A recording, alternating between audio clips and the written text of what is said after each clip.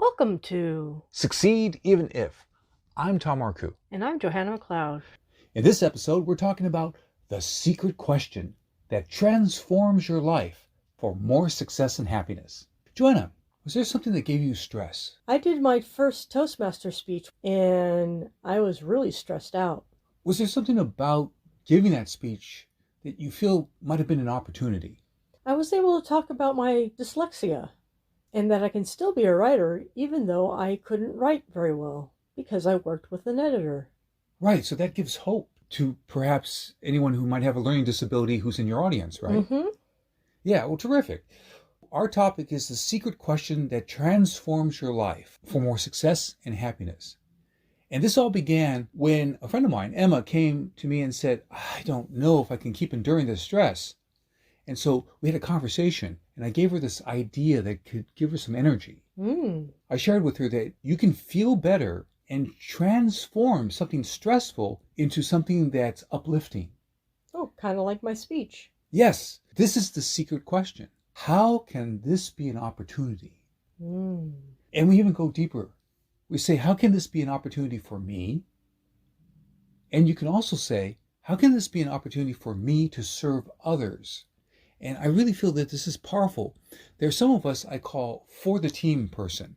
What I mean is that we'll do more, like parents who often do more for their children than they will for themselves, because it's that bond, that connection, whether it's family or friends, and we'll do more because we want to serve these people we care about. Because you have a connection. Exactly. And so the idea is that Emma was upside down and she felt stressed. For example, she had a job application and it had this question: what is an assumption that people have about you that is wrong? That's a tough one. And she asked me, Tom, do you have an example? Can you show me something? I shared this example. For me, people see me excel with public speaking, teaching, and on-camera presenting, and they categorize me as an extrovert. I have an introverted side, and that gives me another dimension. I have great empathy for people who have difficulty with public speaking. So that was my example of how I would answer that question. The question about what is an assumption that people have about you that is wrong. This is an opportunity, even though it feels to Emma like, oh, I'm so concerned that I might answer this question in a way that might lose the job. But it is an opportunity to write and to explore and to express yourself. It's not just stress, but it can be a possibility, an opportunity to stretch and grow and get better. Now, Emma had another detail that was stressful for her. She was asked for a writing sample. And she said, this writing sample idea terrifies me. How can one piece of writing demonstrate all the value that I could offer to the new job? Yes. And she said, Tom, do you have an example that you can share with me? So I shared with her one of my writing samples. And it begins like this. Scared. On the movie set, that's what I felt in my gut. I was a first-time movie director. That day I learned something that saved a man's life. This lesson also turned my life around. Leave now, an airport official said while we were filming on the San Luis Obispo airport runway. He didn't care that he was breaking our original location agreement. We'd only been filming for 51 minutes. We had no way to finish the scene. This was a disaster. We'd have no ending for the movie. Frantic, I looked at my binder with the script and notes.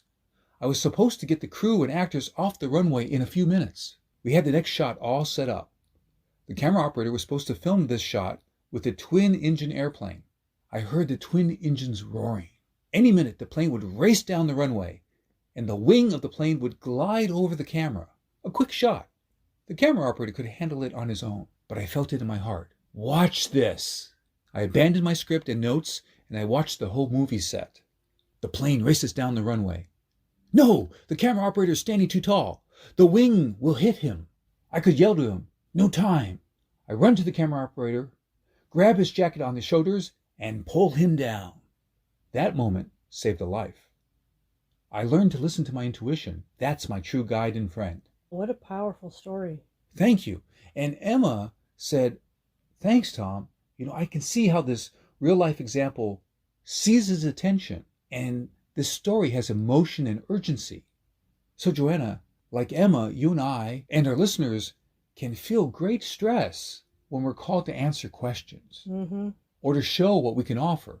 The good news is that you can transform your experience by asking the secret question, how can this be an opportunity? Secondly, we need to stay open to how this can be an opportunity for me or an opportunity for me to serve others.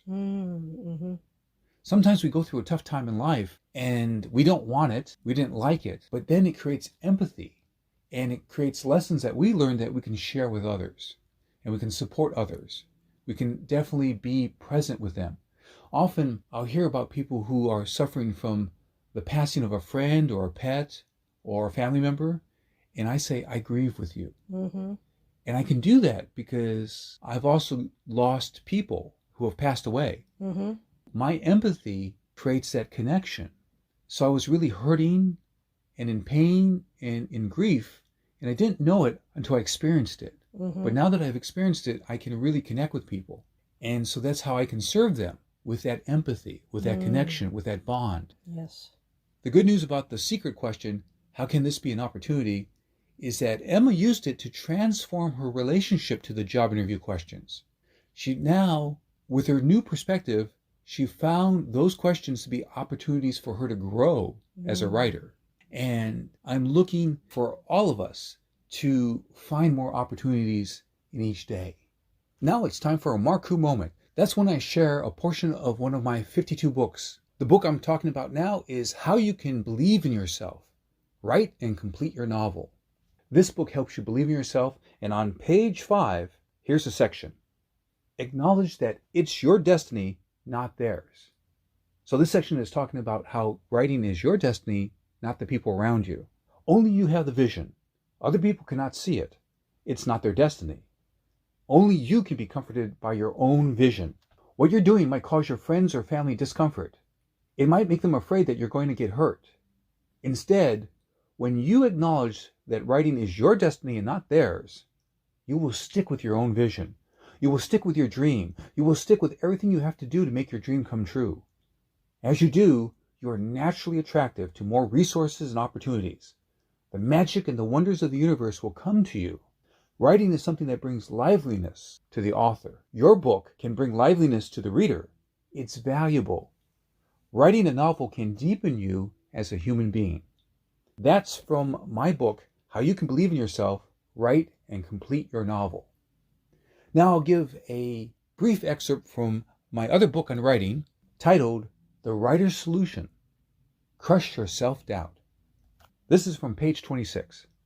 Honor your voice and let go of trying to make your book resistant to all criticism. Years ago, a snobbish friend of mine said, I don't like your book. I didn't write the book for you, I replied. Who did I write that book for? My target market. This inspired me to have an idea.